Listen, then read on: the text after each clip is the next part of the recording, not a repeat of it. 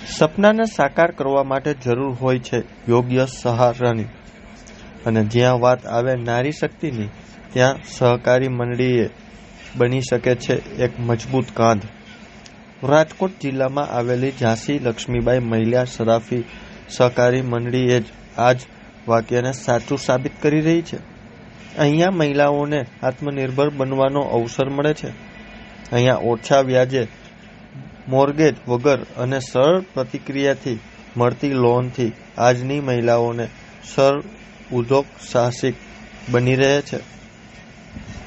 સહકારી ક્ષેત્ર એટલે કે એવી જગ્યા કે જ્યાં લોકોને ખૂબ ઓછા વ્યાજ દરે આર્થિક રીતે મદદ મળી શકે. આ સ્થાન એટલે કે નાના વર્ગના લોકો પણ બિઝનેસ કરવાના સપનાને જોઈ શકે. ત્યારે રાજકોટ જિલ્લાની ઝાંસી લક્ષ્મીબાઈ મહિલા સરાફી સહકારી મંડળી આજની નારી માટે સહારો બની રહી છે.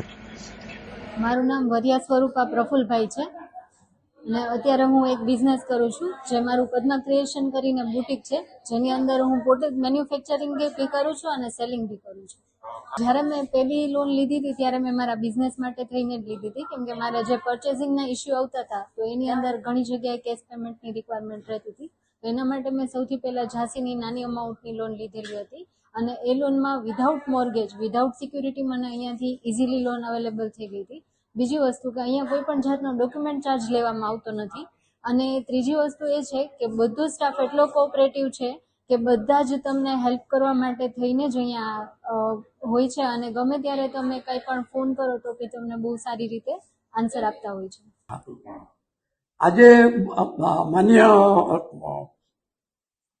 કેન્દ્રની અંદર રજિસ્ટ્રાર આપણા સહકાર મંત્રી અમિતભાઈ શાહ, એને જિલ્લા વાઇઝ સહકારી પ્રવૃત્તિને વેગ આપવા, સેન્ટ્રલાઇઝ થયું અત્યારે, જિલ્લા વાઇઝ સહકારી પ્રવૃત્તિને વેગ આપવા માટે એને જે તે જિલ્લા રજિસ્ટ્રારને આદેશો આપ્યા. એ પૈકી આ પહેલા અમારા જિલ્લા રજિસ્ટ્રારમાંથી એક કહેવામાં આવ્યું હતું કે સહકારનું મોડલ રૂપ બનાવવું છે, તો તમે એમાં શું યોગદાન સહકારી સંસ્થા આપે. એટલે અમે તો નો ડાઉટ સહકારને વરેલા જ છે, એટલે અમારે આપવાનું જ હોય. એટલે અમે એ પહેલાનું એનું જે પેલું પગલું હતું એમાં મારી 4 સંસ્થાઓનું એનું સહકારનું જે કેન્દ્રનું લેવલે અમારે કેમ્પિંગ કરવાનું હતું ને, એ બધું બોર્ડ ચિતરાવ્યા છે, દિવાલોમાં પેઇન્ટિંગ કરાવ્યા છે. એની અંદર એ અમને નંબર 2 મળ્યા છે કે ભાઈ તમારું કામ સારું છે કે.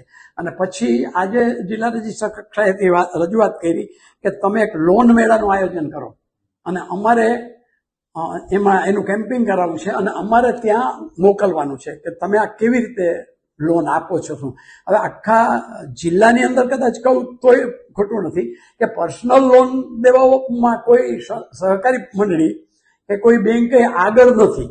હદમાં જ 25-50 લાખ તો હોય જ નહીં, લગભગ બેંકોમાં ન હોય પર્સનલ લોનમાં, અને હોય તો એના રેટ ઓફ ઇન્ટરેસ્ટ એવું પ્રકાર હોય. એટલે અમે પર્સનલ લોનમાં પહેલ કરી અને એ જ લેવલે આ સહકાર ખાતાએ અમને કહ્યું એટલે અમે આ લોન મેળાનું આયોજન કર્યું.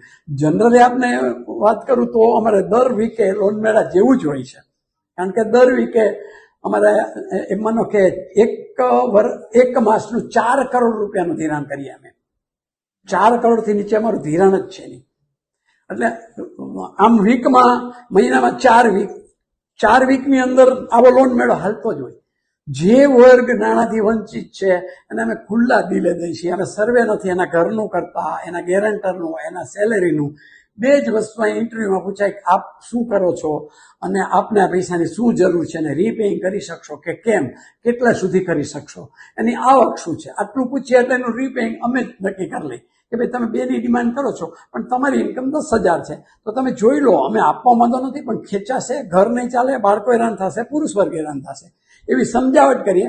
અને બીજું કે એટલું વસ્તુ તો ચોક્કસ છે કે બહેનો જ એમ કહે છે એટલે અમે એમ કહીએ ભાઈ 1.5 રાખો, તમે 1.5 મંજૂર કરીએ છીએ. જો મારા બોર્ડ એમાં ફેરફાર કરશે તો વાત જુદી છે, નતર તમને 1.5 તો આપીશ જ. કારણ કે હું આજ જે મારું બોર્ડ બેઠું એક હું બેઠો, સેન્કશન થાય એટલે બોર્ડ એની મંજૂરી આપે કે ભાઈ એને આપી દો 1.5 લાખ રૂપિયા. હવે 1.5 લાખમાં અમે પાછું એમ કહીએ છીએ કે આ તમને 3 લાખનું કામ આપે છે. અને ખરેખર વ્યક્તિગત એમ બોલ્યા છે કે પૈસા તો બરકતવાળા જ છે, બહુ કામ આવ્યા કે